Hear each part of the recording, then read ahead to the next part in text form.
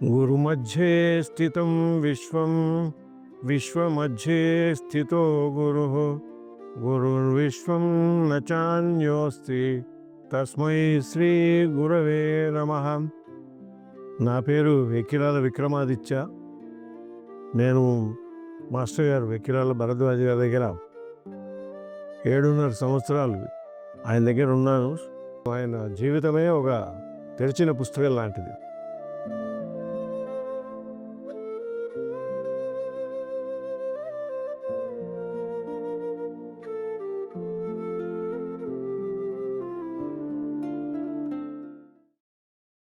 గురుమధ్యే స్థితం విశ్వం విశ్వమధ్యే స్థితో గురుః గురుర్విశ్వం న చాన్యోస్తి తస్మై శ్రీ గురవే నమః. నా పేరు వెక్కిరాల విక్రమాదిత్య.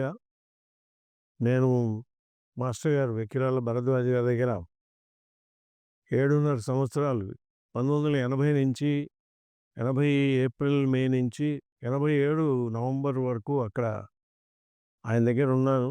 ఆయన సంస్థలో పనిచేశాను. ఆయన గురించి నాకు ఆయనకున్న అనుబంధం గురించి ఆయన గురించి ఏవో 4 మాటలు చెప్పమన్నారు. సో ఆల్రెడీ ఆయన గురించి అందరూ తెలియని విషయం ఏది లేదని నా ఉద్దేశం. ఆయన జీవితమే ఒక తెరిచిన పుస్తకం లాంటిది. అయితే నేను ఆధ్యాత్మిక ఆసక్తితో ఆయన దగ్గరికి వెళ్ళలేదు. ఆయన మీద ప్రేమ, ఒక అటాచ్‌మెంటు, ఒక అనుబంధం ఉండేది. నా చిన్నతనంలో కూడా ఒకసారి నాకు 6, 7 ఏళ్ళు, నాకు వయసు గుర్తులేదు. ఆ టైంలో కూడా నేను ఒంగోలులో ఆయన ఉద్యోగం చేస్తే ఆ రోజుల్లో శర్మ కాలేజీలో చేసే రోజుల్లో కూడా ఆయనతో పాటుగా ఒక నెల రోజులు ఉన్నాను. రోజు ఆయన నాకు తినడానికి అన్నీ రెడీ చేసి ఆట వస్తువులన్నీ పెట్టి తాళం వేసుకొని కాలేజీకి వెళ్ళేవాడు. మధ్యాహ్నం 3 గంటలకు వచ్చేవారు. అలాగే ఎక్కువ సమయం నేను ఒంటరిగా ఉన్నప్పటికీ కూడా తర్వాత అడిగేవారు 4 రోజులు అవును ఎరా బెంగగా ఉందా ఇంటికి వెళ్తావా అని. లేదు నాకు హాయిగా ఉంది ఉంటాను అనేవాడిని. సరే నా అనుబంధం గురించి చెప్పే ముందు మాస్టర్ గారు నేను అయ్యవారు అని సంబోధించేవాడిని. అందరితో మాట్లాడేటప్పుడు అందరూ మాస్టర్ గారు మాస్టర్ గారు అంటుంటే ఎందుకో నాకు అయ్యవారు అయ్యవారు మాస్టర్ అనేది ఎకిరాల కృష్ణమాచార్య గారు కూడా మాస్టర్ గారనే అంటారు. మాస్టర్ సివివి గారు ఉన్నారు, ఆయన కూడా మాస్టర్ గారే అంటారు. అందుకని నేను అయ్యవారు అనేవాడిని.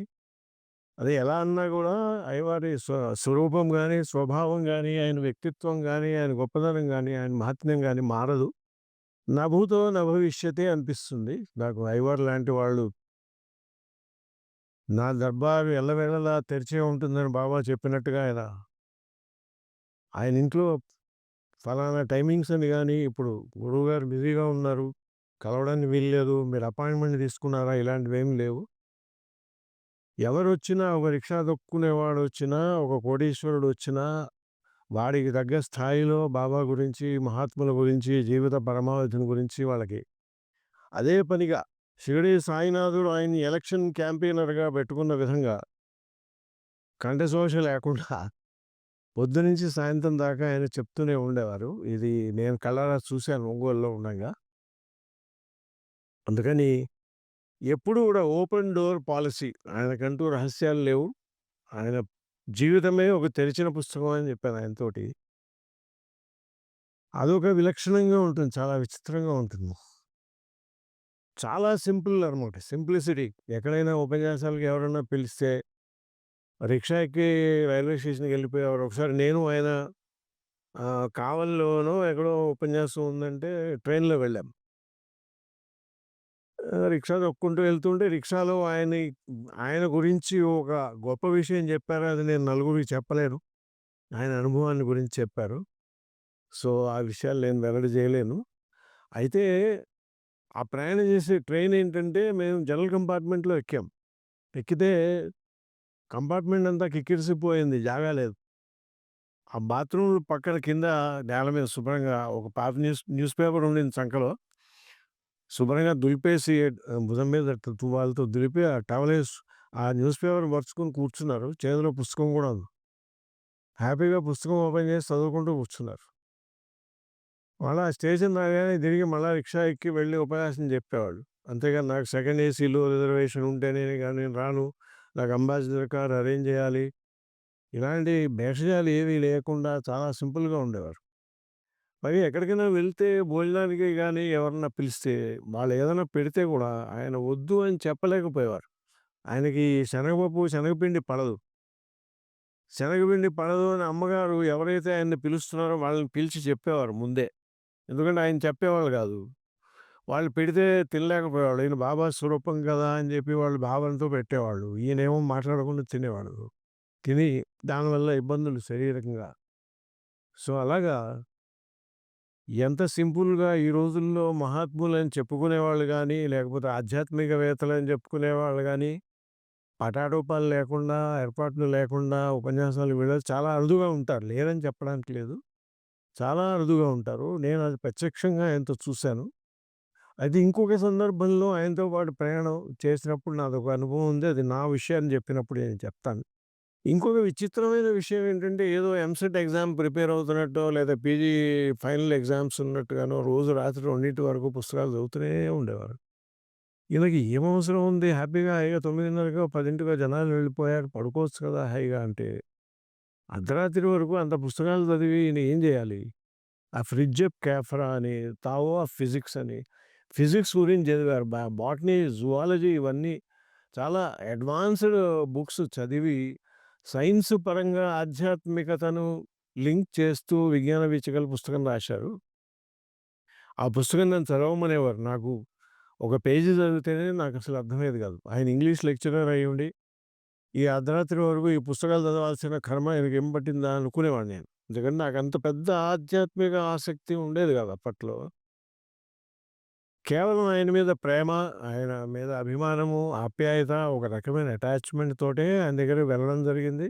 అన్ని సంవత్సరాలు ఉండగలిగాను అంటే ఆయన ఎప్పుడు గూడా ఎంత సీరియస్‌గా బాబా గురించి మాట్లాడుతున్నా మధ్యలో నేను ఇంట్లోకి అడుగు పెట్టంగానే "ఏరా నాన్న బాగున్నావా? సరిగ్గా మందులేసుకున్నావా? తిన్నావా?" ఇవన్నీ అడిగేవారు. అలాగా ఆయన అటెన్షన్ పే చేయడం నా ఒక్కరితోనే కాదు. ఎవరైనా అవసరంలో ఉన్నవాడుంటే వాడికి ఏవండీ నాకు మా అయ్యవారి దగ్గర విద్యానగర్‌లో ఉండగానే అప్పులు అంతా ఆయన దగ్గర తీసుకునేవాడు.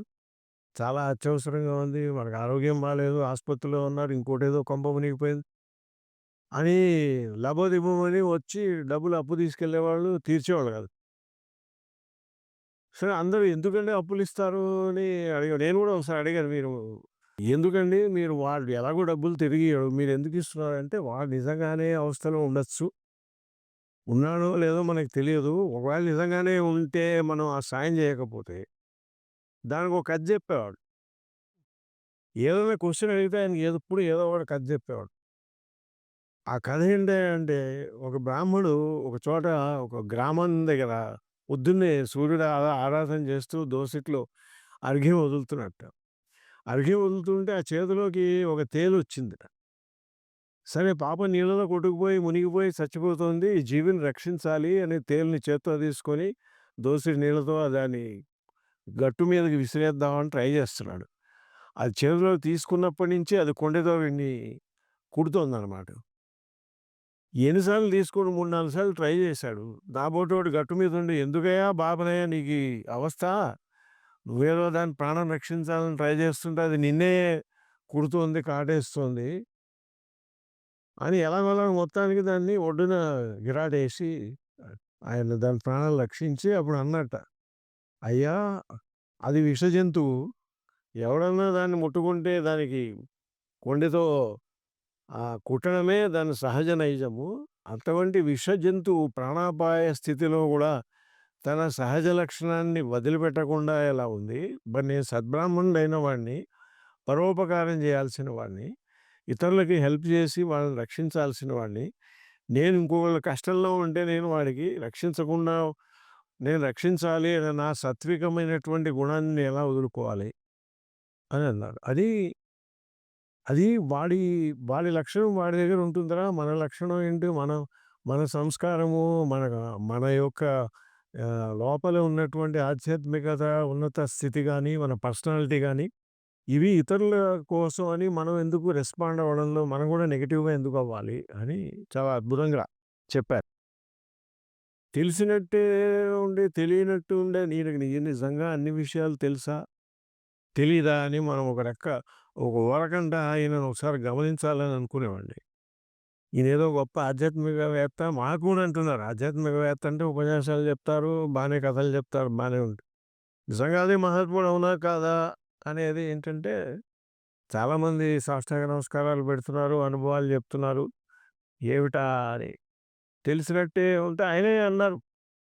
"అంతా పుస్తకం నా ఎదురుగుండా ఉంటుందిరా! తెరిస్తే అంతా కనపడుతుంది. నేనెప్పుడు ఓపెన్ చేయనని" నాతో చెప్పారు ఒకసారి పర్సనల్‌గా. "పుస్తకం ఎదురుగా ఉంటుంది. కానీ నేను తెరవను. బాబా నాకు ఎదురుగా పెట్టారు" అని కొన్ని కొన్ని ఇన్సిడెంట్స్ జరిగాయి. ఆ ఇన్సిడెంట్‌లను బట్టి ఈయనకి అది తెలుస్తాయో బాబోయ్! జాగ్రత్తగా ఉండాలి మన మనసులు అని అనుకుని మళ్ళా మాయ కప్పేస్తూ ఉంటుంది. ఆ! ఏముందిలే ఆయన కొంచెం అమాయకంగా అనిపించేవాళ్ళు.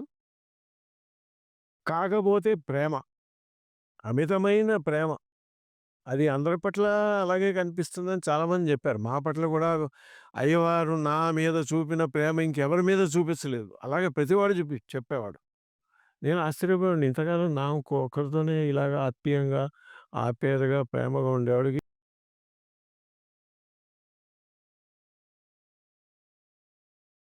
ఎవరికి if you look to me I look to you అని బాబా చెప్పినట్టుగా, ఎవడు ఏ భావంతో ఆయనను చూస్తారో ఆ భావంతో ఆయన వాళ్ళని రెస్పాండ్ చేస్తాడు అని ఒక ఒకసారి ఏమైందంటే, "ఒరేయ్! నువ్వు" ప్రెస్ ఉండేది ఒంగోలులో. ప్రింటింగ్ ప్రెస్, మిషన్‌లు నేను కూడా ప్రెస్‌లో ఫస్టు అక్షరాలు కంపోజ్ చేయడము, ప్రెస్ ఊడవడము, ట్రెడిల్‌లో మాన్యువల్ మిషన్స్ అనమాట.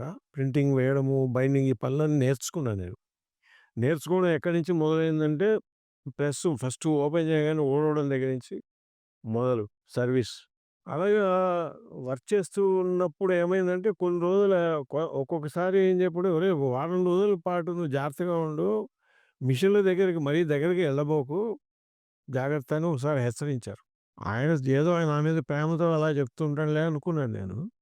వీడేదో పాపం కష్టపడుతున్నాడు. మిషన్ దగ్గరికెళ్తే ఏదైనా అవుతుందని క్యాజువల్‌గా. అదే ఒకసారి ఆన్ చేస్తే కూడా అది ట్రెడిల్ ఆన్ కాలేదు. ఆ పుల్లీ స్ట్రక్ అయింది.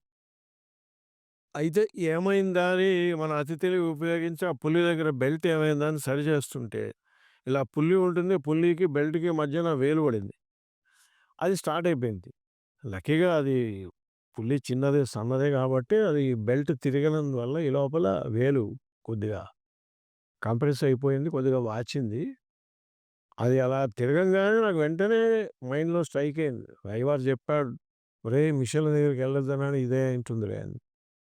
అలాగే ఒకసారి "నువ్వు ఎవరితో ఎక్కువగా వాదనలు, గీదనలు పెట్టుకోకురా" అనేవాడు. సరే నా మీద అంటే కొన్ని స్ట్రెయిట్‌గా వర్క్ జరగాలి, పెండింగ్ పెట్టకూడదు, ఎవరు కూడా సరిగ్గా పనిచేయాలి.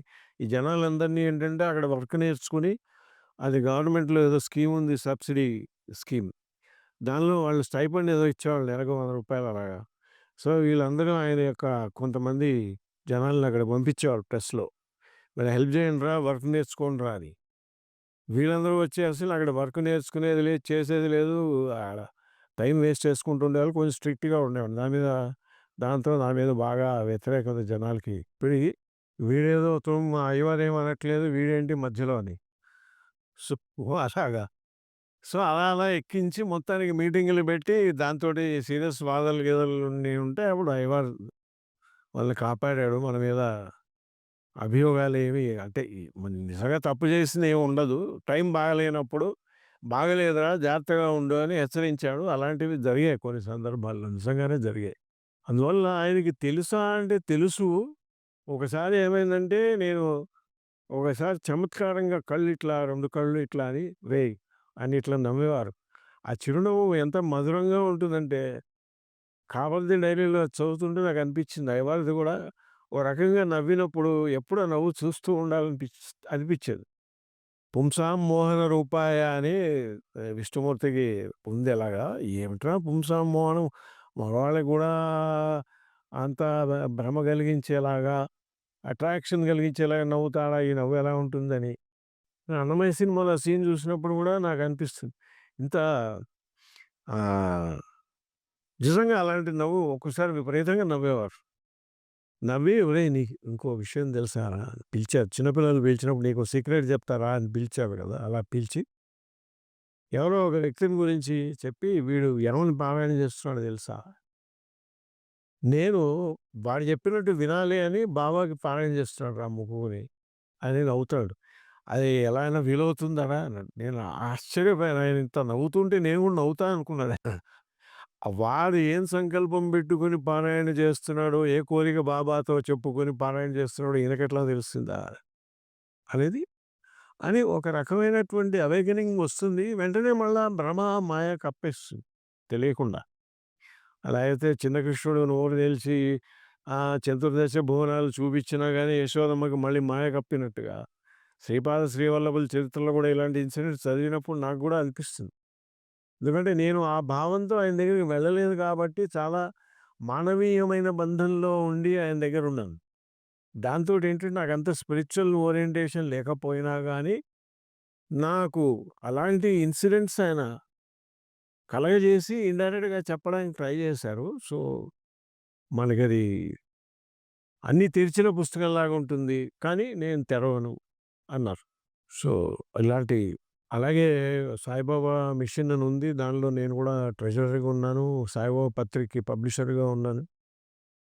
వాటికి ఎగ్జిక్యూటివ్ మీటింగులు జరిగేవి. వాసుదేవరావు గారు, పోలు శ్రీనివాసరావు గారు, ఇంకొకాయన రెడ్డి గారు ఉండేవారు. ఆయన పేరేంటి మర్చిపోయాను. ఎరువులు షాప్ ఉండేది ఆయనకి. సుబ్బలక్ష్మి గారు, మేడా జయరాం వీళ్ళందరూ ఎగ్జిక్యూటివ్ కమిటీలో ఉండేవారు. సత్యం గారు. ఆ మీటింగులు జరిగినప్పుడు ఏదైనా ఇష్యూస్ డిస్కషన్ అయినప్పుడు తీవ్రమైన వాదోపవాదాలు ఇలా చేయాలి, అలా చేయకూడదు. ఒంగోలు సాయిబాబా మందిరం మీటింగుల్లో కూడా 1, 2 సార్లు నేనెళ్ళాను.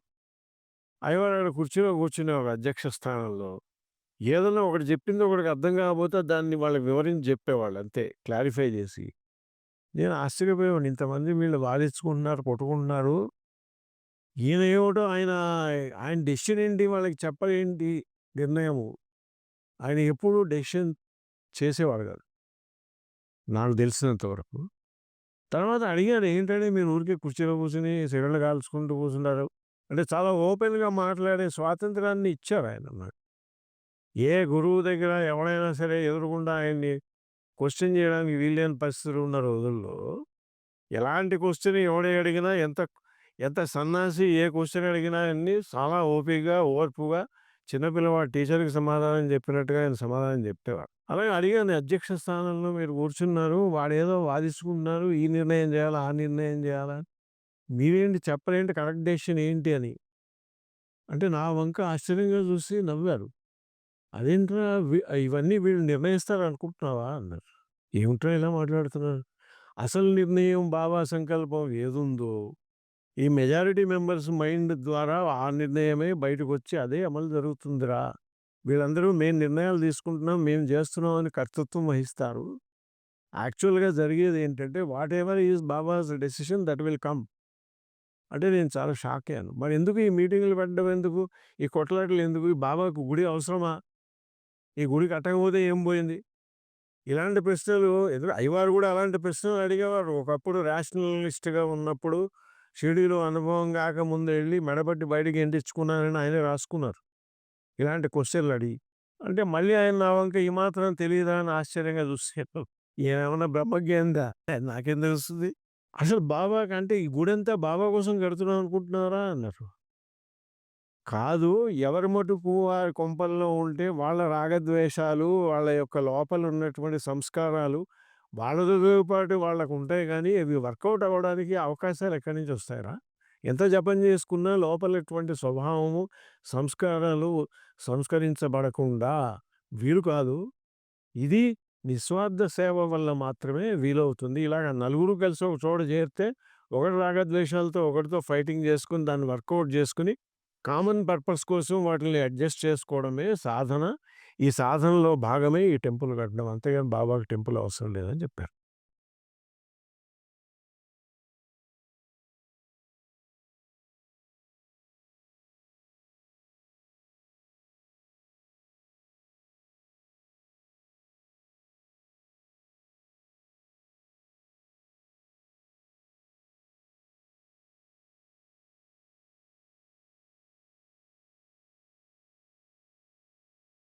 అలాగా ఈయన గుడి యొక్క పర్పస్ గుడి కట్టడం ఎందుకోసం గుడి కట్టాలి? అంటే ఎవరి హృదయాలలో భక్తి భావాన్ని జనరేట్ చేసి, వాళ్ళ హృదయంలో సంస్కారాల్ని సంస్కరించుకొని దైవ సాన్నిధ్యాన్ని పొందడం కోసమని ఇప్పుడు మాటలు ఆధ్యాత్మికమైన మాటల్లో చెప్పాలంటే అలా చెప్పాలి. ఎవరి మటుకు వాడు ఉంటే వాళ్ళ సంస్కారాలు బయటికెలా వస్తాయి? కాబట్టి ఈ యాక్టివిటీ ద్వారా అందరూ ఒకళ్ళ కోపాలు, ఒకళ్ళ ఈర్ష్యలు, ఒకళ్ళ ద్వేషాలు, ఒకళ్ళ మీద ఒకళ్ళొకళ్ళు వర్కౌట్ చేసుకొని స్లోగా ఈ పర్పస్ కోసం, ఈ కార్యక్రమం కోసం వాటిల్ని మెల్లగా సంస్కరించుకొని పనిచేయడం కోసమే ఇదంతా ఏర్పాటు చేయడము అన్నారు. ఇది. ఒకసారి అక్కడ 'ఆర్‌వి సుబ్బారావు' గారని సంతపేటలో ఉండంగా ఒక సాయి భక్తుడు, "నేను బాబా మీద ఒక నాటకం రాయాలనుకుంటున్నానండి. దాని గురించి మీతో డిస్కస్ చేయాలంటే" "సరే రేపటి నుంచి వచ్చేయండి" అన్నారు సీరియస్‌గా. అప్పుడు ఆయన ఏదో పుస్తకం సీరియస్‌గా ఎడిట్ చేస్తున్నారు. అర్జెంట్‌గా నెక్స్ట్ ఎడిషన్‌కి ప్రింటింగ్‌కి పంపియాలి. నేనేమో ఇదేంట్రా ఓ పుస్తకం అర్జెంట్‌గా ఉంది. దాన్ని ఎడిట్ చేసి పంపియాలి. ఈయనేదో నాటకం అంటే ఆయనేమో ఓకే అన్నారు. ఈయన నాటకం ఏంటో నాకేం అర్థం కావట్లేదు అనుకున్నా నేను. ఆయన రోజు పొద్దున్నే వచ్చేవాడు. 9 శుభ్రంగా బ్రేక్‌ఫాస్ట్ చేసి హ్యాపీగా వచ్చి, ఆయన దగ్గర కూర్చొని ఒక్కొక్క సీను, మొదటి సీను సాయిలీలామృతాన్ని ఆధారంగా చేసుకొని ఒక నాటకం. అప్పుడు ఏ పాత్ర, ఎవరు, ఏమిటి, ఆ పాత్రలు వాళ్ళు ఏమేమి మాట్లాడతారో వాళ్ళ యొక్క సంభాషణలు ఇవన్నీ కూడా కూర్చొని ఒక 3, 4 గంటల సేపు డిస్కస్ చేసుకొని సంతృప్తిగా ఆయన ఇంటికి పోయేవాడు. ఇది ప్రతిరోజు ఈయన 3, 4 గంటల సేపు ఈ నాటకం ఎవరు వేస్తారు? ఎప్పుడు వేస్తారు?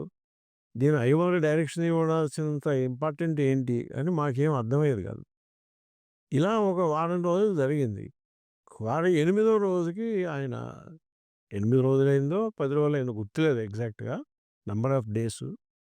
కొద్ది రోజులయ్యాక సడెన్‌గా 'అరవి సుబ్బారావు' గారు రాలేదు. ఏంట్రా పొద్దున్నే ఈయన రావాలి గదా! ఎందుకు రాలేదు? అని తర్వాత కబురొచ్చింది ఏంటంటే ఆయనకి హార్ట్ అటాక్ వచ్చి చనిపోయాడు. అప్పుడు నాకు స్ఫురించిందనమాట. ఎందుకండి నేను మాస్టర్ గారిని అడిగినప్పుడు అయ్యవారిని, "ఈ నాటకం అంత అవునురా చాలా అత్యవసరం, చాలా ఇంపార్టెంట్" అని చెప్పారు. అంటే ఏంటి? వాళ్ళు చనిపోయే ముందు వాడికి బాబా యొక్క సినిమాలాగా, బాబా జీవిత చరిత్రను ఒక నాటకంలాగా వాడికి చూపించి, ఒక రకమైన అనుభూతిని మనకి చరమావస్థలో ఎలాగైతే చనిపోబోయే ముందు దైవికమైనటువంటి చింతనలో గడిపే అవకాశం ఇచ్చేలాగా టోటల్‌గా ఇంకా అదే ఇమ్మర్స్ అయిపోయి ఉండేవాడు. ఆ ఇంటికెళ్ళి కూడా అవే ఆలోచిస్తూ ఆ డ్రామా డైలాగులు అవన్నీ రాసుకొని, నేను రాత్రంతా ఇవి రాసుకున్నాను మర్నాడు వచ్చి చూపించేవాడు. అప్పుడు నాకు స్ట్రైక్ అయ్యి ఒకసారి ఒళ్ళు జల్లరించింది. ఈయన ఈయన ఎందుకు ఏ పని ఎందుకు చేస్తాడో మనకు తెలీదు. కారణం బయటికి తెలియనట్టే ఉంటాడు. లోపల అన్నీ తెలుసుకొని ఉంటాడురా బాబు అనుకుని అనిపిచ్చేది. మళ్ళీ ఆయన అమాయకంగా ఏంట్రా ఏం జరిగింది? ఏమిటి అనేవాడిని. ఏదైనా ప్రాబ్లమ్ వస్తే ప్రెస్‌లో గాని ఏదన్నా చెప్పేవాడిని ఆయనకి. అప్పటినుంచి ఏంటంటే నా ఉద్దేశ్యం ఏంటంటే ఏదన్నా ఒకటి ప్రాబ్లమ్ ఉంటే ఆయనకి చెప్తే అది ఆటోమేటిక్‌గా సాల్వ్ అవుతుంది. ఆయనేమి చెప్పి సాల్వ్ చేయడం అని కాదు. ఆయనకి ఇన్ఫార్మ్ చేస్తే, ఆయన కమ్యూనికేట్ చేస్తే ఏదో రకంగా సాల్వ్ అవుతుంది అనో రకమైనటువంటి విశ్వాసము, ఒక నమ్మకం.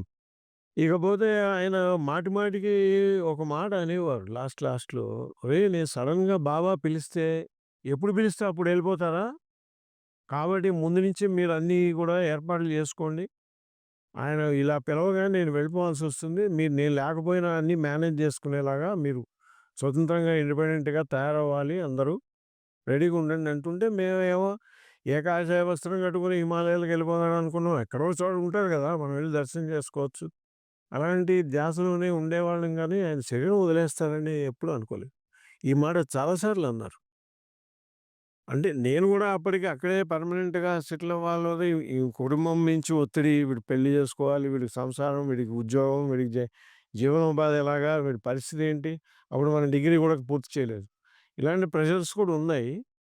కానీ ఆశ్చర్యపోయేవాడిని. అంటే తర్వాత మనకు తెలిసాయి అనమాట. ఈయన ఈ మాటలు అనడానికి రీజన్ ఏంటంటే, ఆయన శరీరం వదిలేస్తున్నాడు. బాబా పిలిస్తే వెళ్ళిపోవడము అంటే, ఈ శరీరం వదిలేసి ఇంకొక చోట ఏదో ఇక్కడ ఈ ఊళ్ళో ఉద్యోగం చేస్తున్నాడని వేరే ఊరికి ట్రాన్స్‌ఫర్ చేసి అక్కడ ఛార్జ్ తీసుకున్నట్టుగా, ఆయన దృష్టిలో అలాగే ఉండొచ్చు. బాబా వీడికి ఈ ఉద్యోగం ఇచ్చారు. ఇప్పుడు ఇక్కడ పని చేస్తున్నాము. రేపొద్దున ఇక్కడ కాదు ఇంకో ఊళ్ళో అవసరం ఉంది. ఇంకో చోట అవసరం ఉందని చెప్పి ఈయన అక్కడికి పంపించినట్టుగా, ఎప్పుడు బాబా పిలిస్తే అప్పుడు నేను వెళ్ళిపోతానంటే దాని అర్థం తర్వాత నాకు స్ఫురించింది. చాలా షాకింగ్ అనిపించింది. సో, ఆయన యొక్క మహత్యం గాని, ఆయన యొక్క గొప్పతనం గాని, ఒక మహాత్ముడుగా, ఒక ఆధ్యాత్మికంగా ఉన్నత స్థితిలో ఉన్న వ్యక్తిగా గుర్తించడానికి నాకు చాలా సమయం పట్టింది. ఎంతసేపు నేను మా బాబాయ్య గారు నాకు ఆపేక్ష, ఆప్యాయత, ఎఫెక్షన్, "ఎరా నాన్న" అని పిలిచేవాడు. "నువ్వు తిన్నావా?" అని అడిగేవాడు. "మందులేసుకున్నావా?" అని అడిగేవాడు. కనిపించినప్పుడల్లా ఎంతో ప్రేమగా సొంత బిడ్డల కంటే ఎక్కువగా కూడా పలకరింపులాగా అలాగ ఉండేది. ఆయన భోజనం చేసేటప్పుడు నిత్యకృత్యం ఏంటంటే అందరికీ చెప్పేవాడు. "మొదటి ముద్ద బాబాకి పెట్టండ్రా." ఫస్ట్ ముద్ద ఆయన బాబాకి పెట్టేవాళ్ళు. సెకండ్ ముద్ద అమ్మగారికి పెట్టేవాళ్ళు. ఇది ప్రతిరోజు ఆయన పొద్దున భోంచేసినా, రాత్రి భోంచేసినా, టిఫిన్ చేసినా అదే. అప్పుడప్పుడు నేను భోజనం చేసేటప్పుడు ఫస్ట్ 2 ముద్దలు పెట్టేదాకా నేను బయట వెయిట్ చేసేవాడిని. ఆయన తినడం మొదలెట్టాక అప్పుడు లోపలికి ఎంటర్ అయ్యేవాడిని. ఆయన నా వంక చూసి, "ఏరా ఏంటి కొత్తిమీర పచ్చడి ఏమైనా లాగుతావా?" అనేవాడు. అందుకోసమే మనం వెయిట్ చేస్తాం. ఆయన 2 ముద్దలు పెట్టాక తింటే ప్రయోజనం లేదు. ఆయన తిన్నాక అప్పుడు ఆ ప్రసాదంగా తినాలని అంటే అది ఆయన తిన్న దాంట్లోంచి తినాలని. అప్పుడు ముద్ద పెట్టేవాళ్ళు. ఆయనకి కాకరకాయలు మధ్యలో పట్టు చీల్చి మధ్యలో వేసి చిన్న చిన్న కాకరకాయలు వేయించి చేయడం బాగా ఇష్టం. మా ఆవిడ చేసేది చాలా ఇష్టం ఆయన తినేవాళ్ళు. ఇది చాలా బావుంటుందిరా! ఇలా తినాలి, అలా తినాలంటే ఈయన ఇంత ఆధ్యాత్మికంగా మాట్లాడతాడు. ఇవన్నీ ఏంటి? ఈయనేమో ఈ కూర ఇంత బావుంది. ఈ కొత్తిమీర పచ్చడి అంత బావుంది. ఈ మామిడి పండు చాలా బావుంది. ఇట్లా బాగా నొక్కి అన్ని వైపుల నుంచి ఇచ్చేవాళ్ళు తినమని. తర్వాత చెప్పారు ఒకసారి. ప్రకృతి అనేది భగవంతుడు మనకి వీటన్నిటిలో ఉన్నటువంటి రసాన్ని ఆస్వాదించడానికే మనకిచ్చారు. అయితే దాని వెంట పరిగెత్తకుండా అది లేకపోతే మనం బతకలేమని దానికి అవ్వకుండా ఉండాలి గాని ఉన్నదాన్ని ఎప్పుడూ ఆస్వాదిస్తూ ఉండాలి. సూర్యోదయం అవుతుంది. గులాబీ పువ్వులుంటాయి. వాటి యొక్క అందాన్ని, సృష్టికర్త యొక్క గొప్పతనాన్ని మనం దాన్ని ఆస్వాదించాలి. అందుకోసమే భగవంతుడు ఈ సృష్టి చేశాడు. అంతేగాని అవి లేకపోతే రేపు పొద్దున నేను ఉండను. మళ్ళీ నాకు ఆ కొత్తిమీర పచ్చడి చేసేంత వరకు మళ్ళీ ఆ కొత్తిమీర పచ్చడి ఒకటి ఉందని, అది తినాలని అనేటువంటిది నాకు అనిపించదురా అని చెప్పేవారు. సో, అలాగా ఆహ్, ఒక విలక్షణమైనటువంటి ఎలాంటి క్వెషన్ అయినా, ఎలాంటి ఆర్గ్యుమెంట్ అయినా ఆయనతో చేయడానికి ఆ ఫ్రీడమ్ ఉండేది.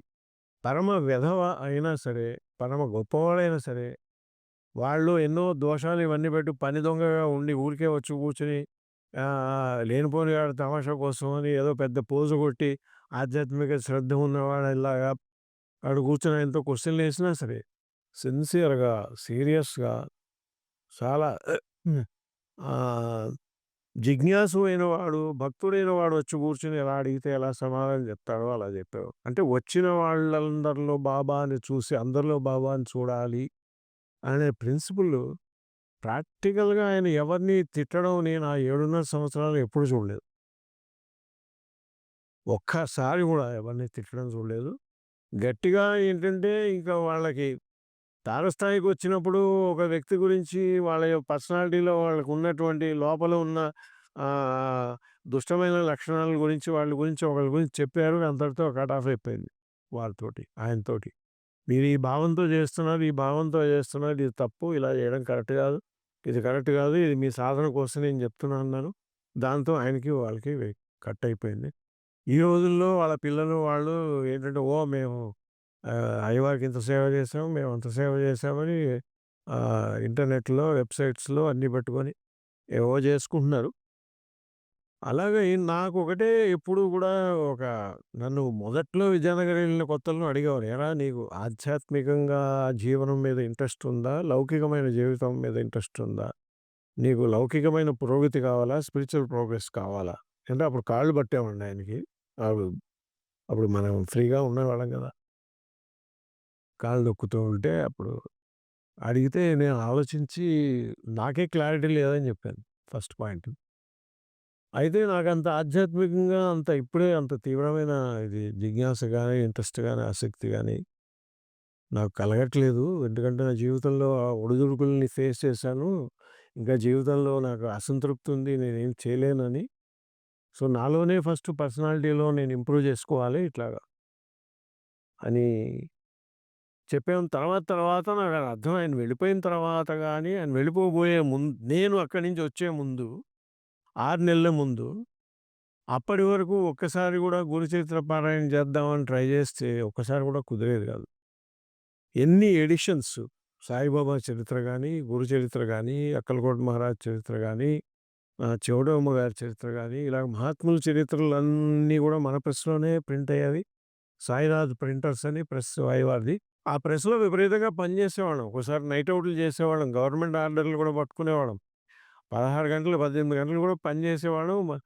పని చేసి అక్కడే ప్రెస్‌ల్లో కాగితాల మధ్యలో నిద్రపోయేవాళ్ళం. ఒళ్ళు తెలిసే అంత తెలియకుండా అంత పేపర్ కట్టలు కూడా మోసేవాళ్ళం. అన్నీ ఎడిషన్స్ ప్రింట్ చేసినా ఎంతసేపు ఎన్ని సార్లు ట్రై చేసినా అక్కడ మనకి పారాయణ కుదిరేది కాదు. తర్వాత నాకు అర్థమైందేంటంటే, ఆ 7.5 సంవత్సరాలు నాకు ఏలినాటి శని.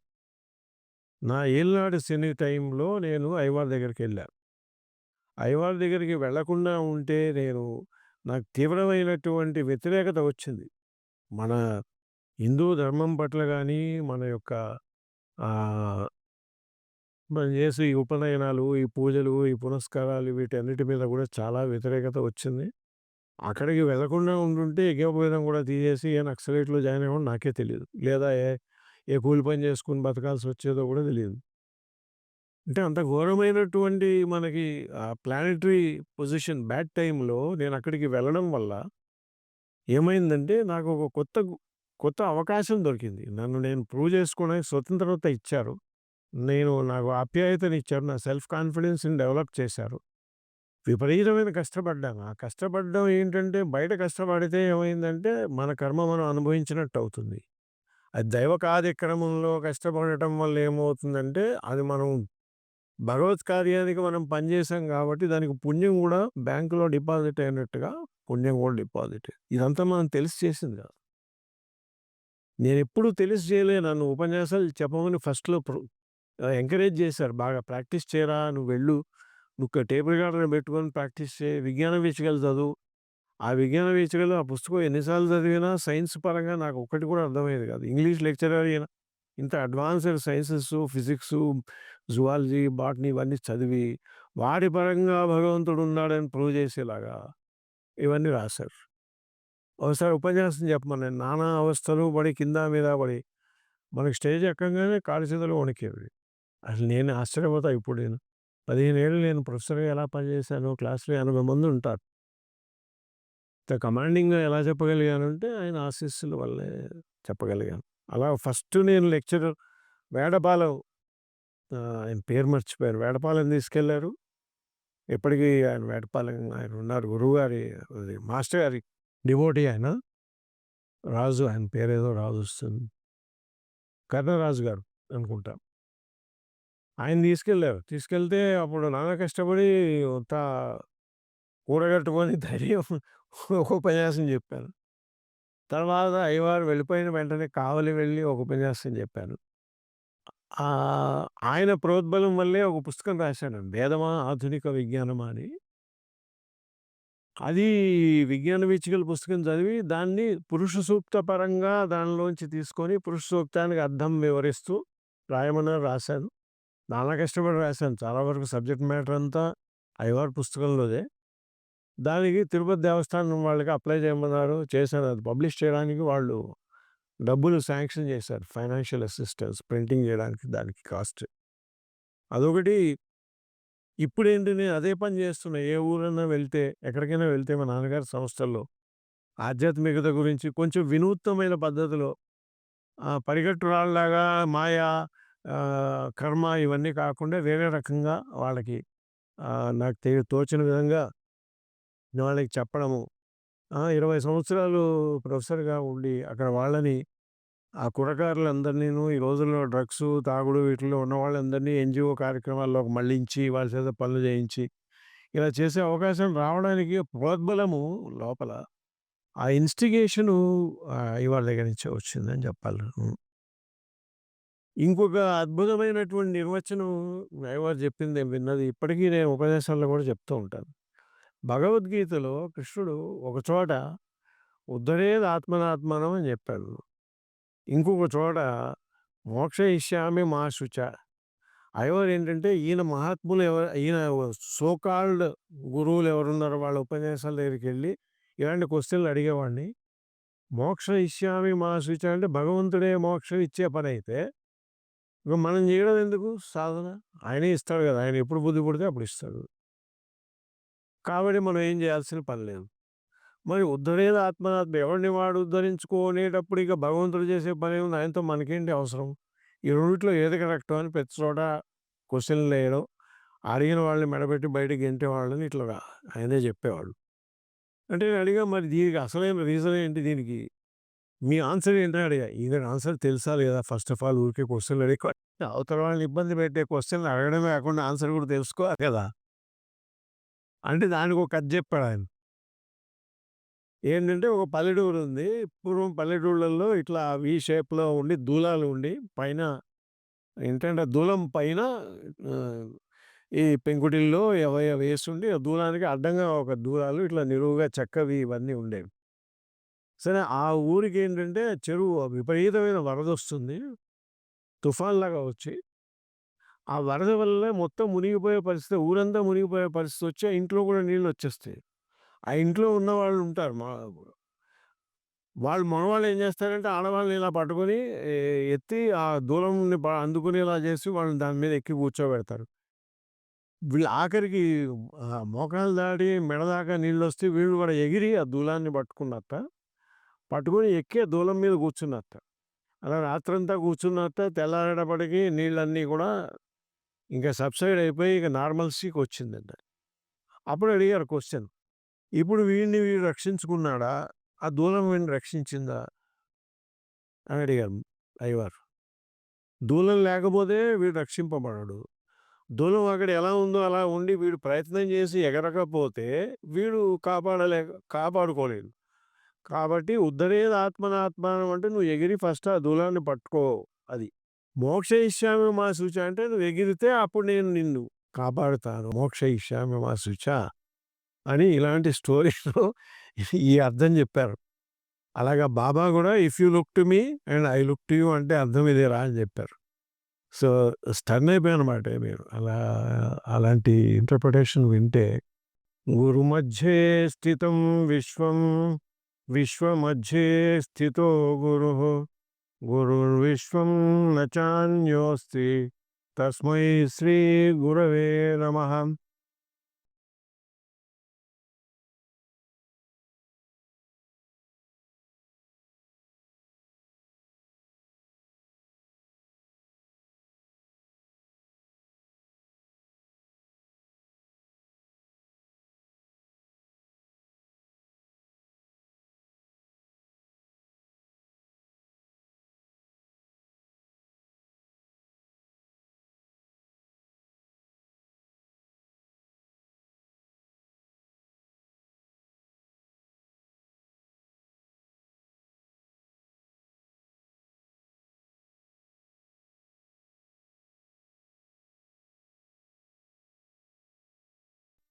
మీలో చాలామంది మా వీడియోస్‌ని సబ్స్క్రైబ్ చేయట్లేదు.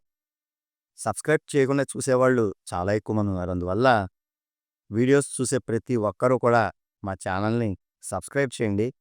సబ్స్క్రైబ్ చేస్తే గనక ఇంకా ఎంతో ఉత్సాహంగా, ఉల్లాసంగా, మంచి మంచి ఆలోచనలతో, ఇంకా మీరు చూడని దేవాలయాలు, ఇంకా ఎంతో అద్భుతమైన విషయాలు మీ ముందరికి తీసుకురాగలను.